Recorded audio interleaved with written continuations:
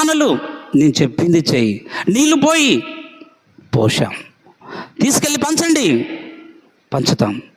పంచుతుండగానే నీళ్లు ద్రాక్షరసముగా మారాయి. ఒకసారి గట్టిగా చప్పట్లు కూడా దేవుని మహిమపడదాం. దేవునికి స్తోత్రం కలుగును గాక. ఆమేన్. వీళ్ళు నీళ్లను పంచుతుండగా జ్యూస్ అయింది, ఆయన స్నానం చేయుచుండగా శుద్ధుడయ్యాడు, ఇంకొక ఆయన కడుక్కొని చుండగానే చూపు వచ్చింది, ఇంకొకరు మందిరానికి వెళుచుండగానే అబ్బా స్వస్థత పొందారు. ఈ మధ్యాహ్న కాలపు ఆరాధనలో నీ సమస్య ఎటువంటిదైనా, మన బాధ ఎటువంటిదైనా, మన ఇబ్బంది ఎటువంటిదైనా యేసయ్య చెప్పినట్టు మనం చేస్తే నిజంగా వారి జీవితంలో చేసినటువంటి అద్భుతం, నయమాను జీవితంలో చేసినటువంటి అద్భుతం, గుడ్డివాని జీవితంలో చేసినటువంటి ఆశ్చర్యకరమైన వెలుగును నీ జీవితంలో, నా జీవితంలో దేవుడు ప్రకాశింపచేయాలని ఆశపడుతున్నాడు. దేవుడి యొక్క మాటలు